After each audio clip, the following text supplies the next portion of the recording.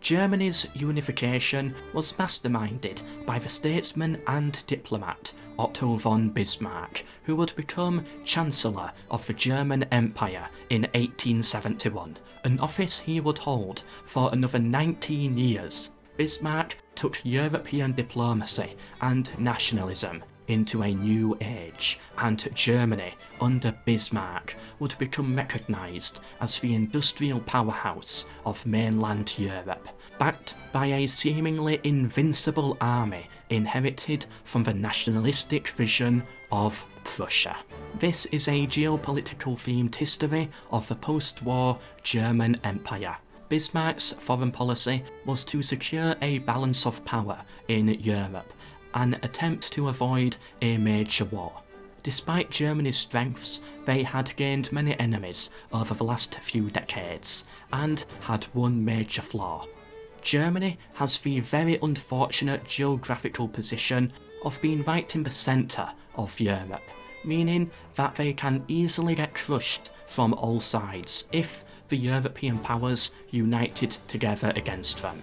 This was Bismarck's fear, and continued to be Germany's fear, prevalent even up until the Second World War. Germany, if it must survive, must never be fighting a war on two fronts.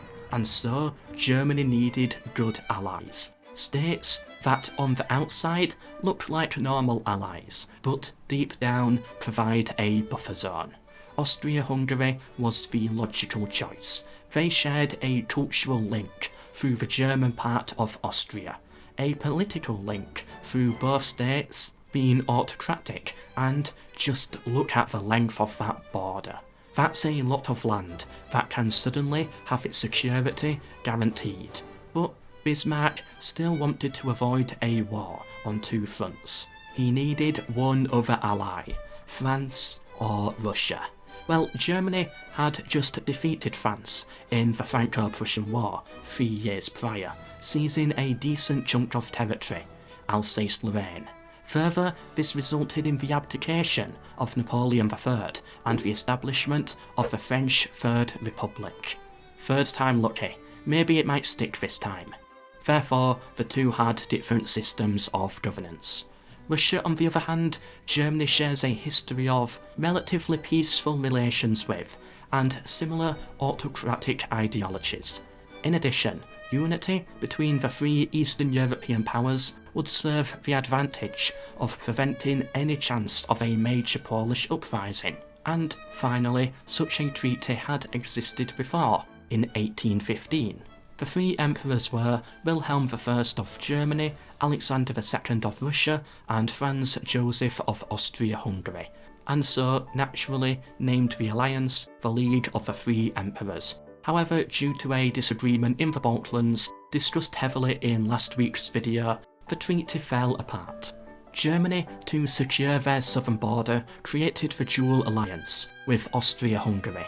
This arrangement stated that if one ally was to be attacked by Russia, the other ally would have to help. However, if a non-Russian foreign power attacked, the other would only have to remain neutral.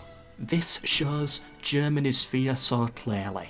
In the event that France attacked Germany, Austria-Hungary would not be involved. Therefore, it shows Germany was of the opinion, one-on-one, they could defeat France, which, given the Franco-Prussian War, does make sense. What they really wanted, proven through this treaty, was a buffer zone to the south and the guarantee of extra protection in the event Russia joined in with the war.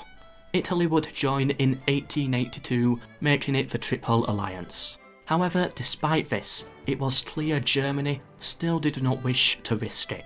Another attempt was made at the League of the Three Emperors in secret in 1881, but again dissolved in 1887 over the Bulgarian crisis. It became clear, due to the power vacuum that had been created in the Balkans, that Austria-Hungary and Russia's interests in the region would result in an unbreakable rivalry.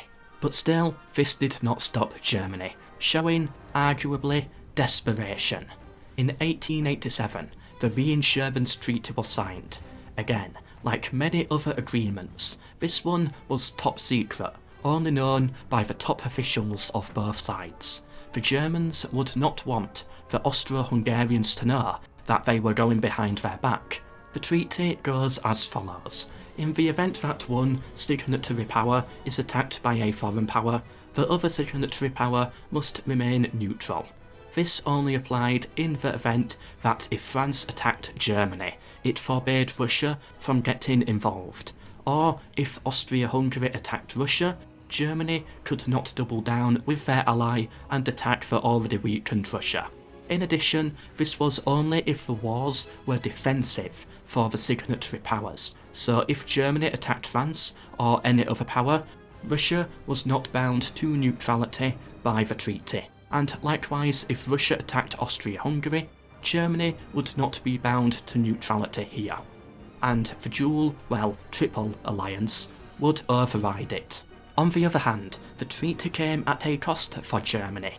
Germany had to accept that the Russian sphere of influence stretched over Bulgaria and must also try to preserve the status quo in the Balkans. The treaty fell apart, however, in 1890. Bismarck lost his office and the German Foreign Ministry felt the deal favoured Russia far too much. Once it was time to renew the deal, the Germans refused. Fun fact, even Bismarck's own son thought the treaty was a waste of time.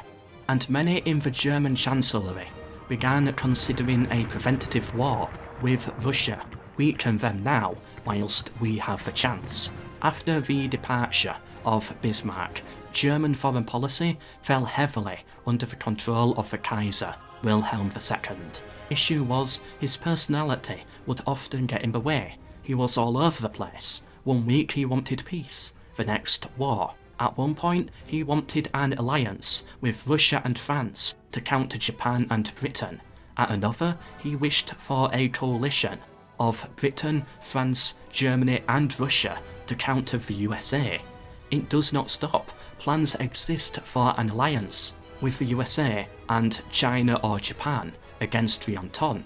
In fact, the Kaiser even considered surrendering all German colonies to maintain good relations with Britain. In addition, the German Chancellor also happened to hold the position of Foreign Minister. This meant that, after the Bismarckian era, the post often changed hands between men who were inexperienced for the role, rather than a trained, specialised professional. I think all of this can help to explain at least why the argument over who caused World War I is so confusing to many. Even under sane, logical, skilled leadership, foreign policy can be a vastly alternating ring of doors. The Kaiser believed that his personal friendship with the Tsar alone should be enough to suffice in keeping Russia out of any potential future conflict, but the Kaiser was wrong. Not renewing the reinsurance treaty aggravated Russia, and although it was still kept secret, it further pushed Russia into the hands of France. Fun fact, how do we know of this treaty? Well, it was actually leaked to the German press in 1896 by none other than Bismarck himself. But this was not the only treaty between the two.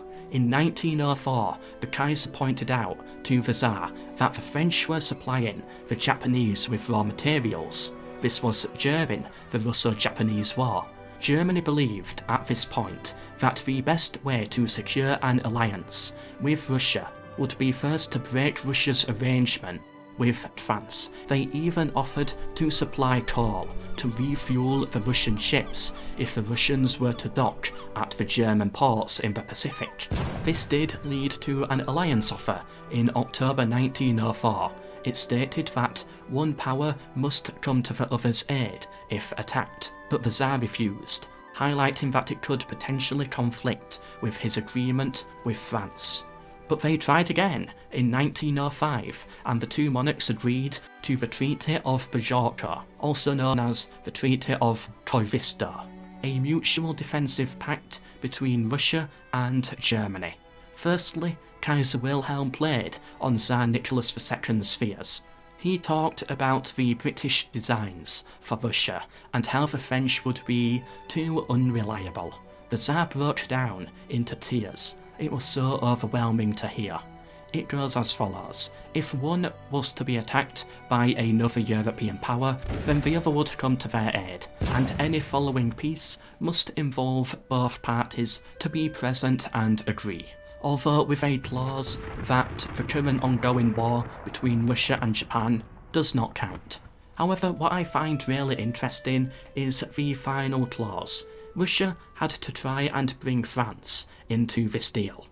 Could it be possible that behind closed doors, Kaiser Wilhelm was plotting a way out of the Triple Alliance to instead join some weird version of the Triple Entente?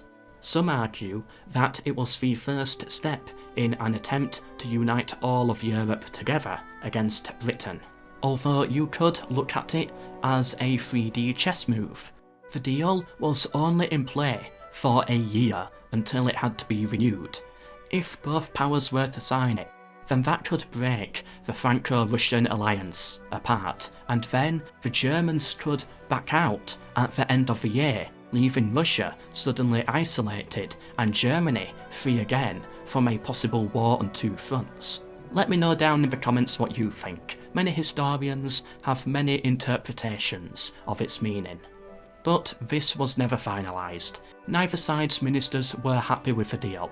Russia backed out first, the fear being that this is a backstab to France, and there's no chance France would join and be happy about this. Kaiser Wilhelm responded, "We joined hands and signed before God, who heard our vows. What is signed is signed." Although his anger seems in vain, as it would also have likely failed to pass in Germany. This treaty was revealed to the public in 1917 by the communist revolutionaries, and those were Germany's final attempts at trying to stop Franco-Russian relations. It seemed thereafter that if a major war was to break out, Germany would after all be fighting on two separate fronts. There was one more major attempt at healing old wounds in 1914, when the Kaiser met the Tsar. Excluding the part where the Kaiser rambled on for over an hour about how his parents did not love him, the meeting went well, and showed signs that neither power had any intention for war at the time. Despite this setback, they had a backup plan in place, the Schlieffen Plan. The plan was to push through Belgium and hit France from where they least expected it, a push down to take Paris, combined with then a push on the main front, would force the French to surrender. Russia, they expected, would be too slow to mobilise their forces. Then the Germans could get the main bulk of their army onto the eastern front, and with the combined help of Austria-Hungary, tear apart Russia. Before we get to the origins of the war, I want to quickly touch on the naval arms race and Weltpolitik.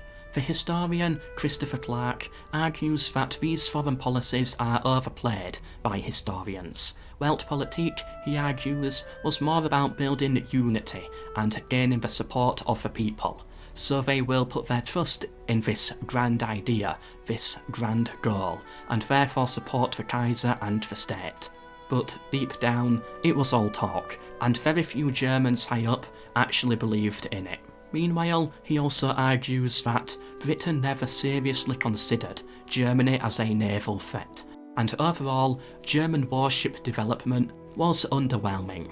Weltpolitik was more just a propaganda tool for the people to enjoy, and never an active foreign policy. And the naval arms race was an embarrassing failure that proved to the German High Command they could not match Britain on the seas.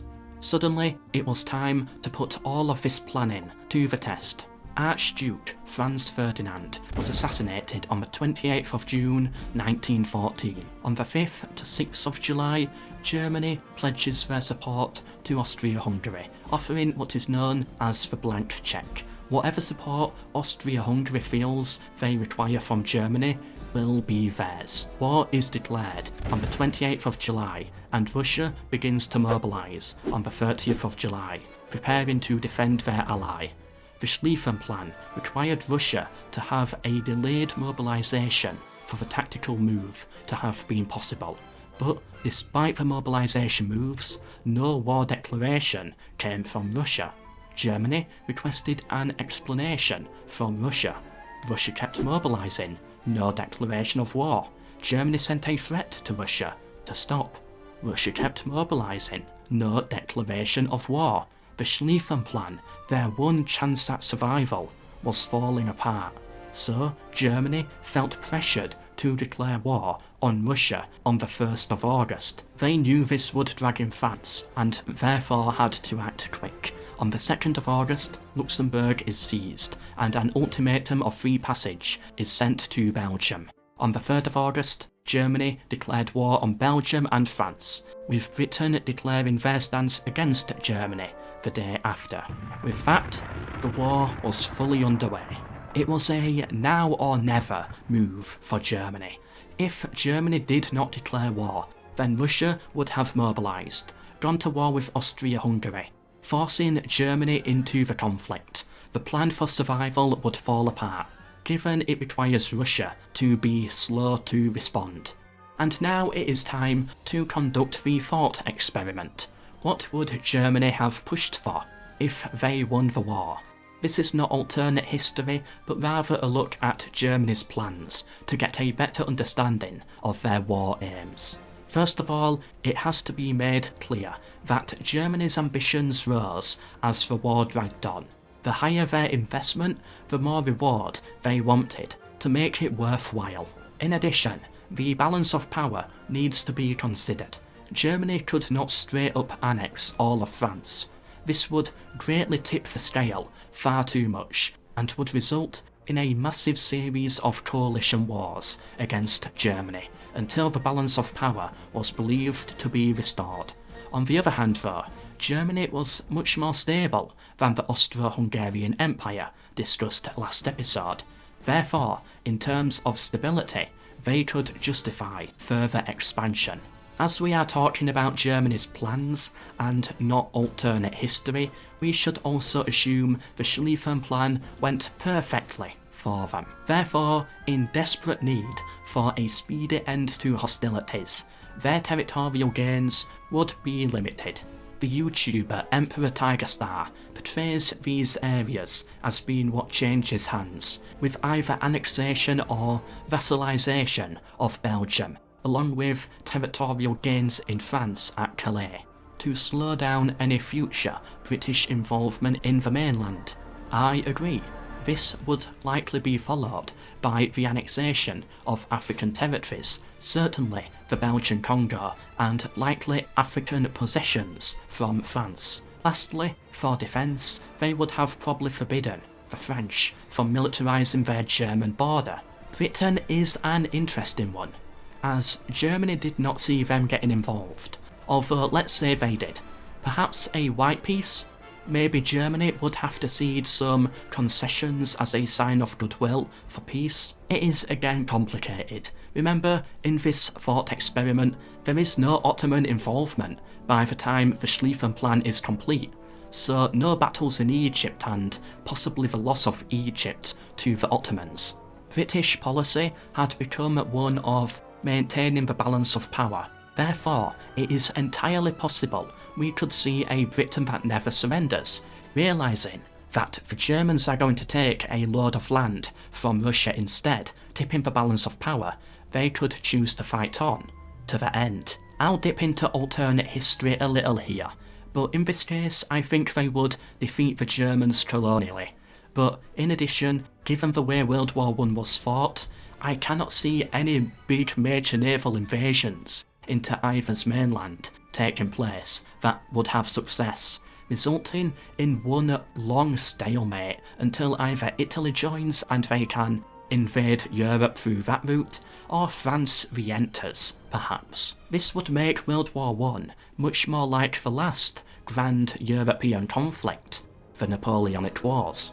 As for the Eastern Front, that's a little easier to predict. The Bolsheviks took power in Russia and signed a peace treaty with the Central Powers. This I will go into more detail in when I discuss the peace treaties. On the one hand, you could argue Germany would have taken more from Russia if they had defeated France and Britain already. They would feel no rush to sign a peace treaty and then flip over back to the Western Front. On the other hand, consider the cost of the war. With an astounding German victory, minimal losses, over with by Christmas, then you have to consider they would have taken less land, no feeling that they had something to prove, to repay the debt of all the dead troops. So with these two arguments, it is safe to assume they cancel each other out, and in fact the outcome would likely have been rather similar.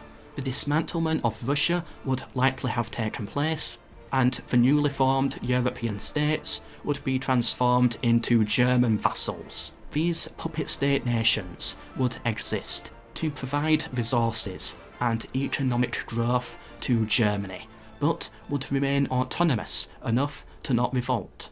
Perhaps they would have favoured their odds under the German Empire rather than the Russian one, especially a Russian one about to enter into civil war.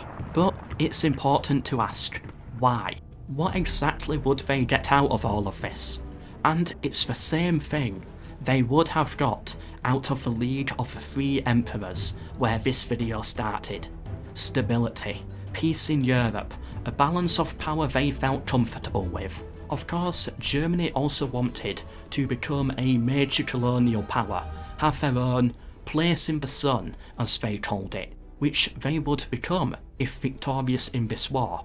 But the gains are more subject to weakening their two neighbours to ensure that they would never again feel pressured to fight a war on two fronts. In my opinion, at least, it was about the balance of power, and Germany, being in the centre of Europe, would only feel truly secure if they were the largest power, able to hold out against any combination of alliances that the foreign powers could throw at them. Hope you enjoyed and learnt something. Leave a like if you did, it helps me out. Share with anyone you think may be interested, and subscribe to get notified of the next one on the foreign policy of the Russian Empire, leading up to the First World War. This has been the history of diplomacy.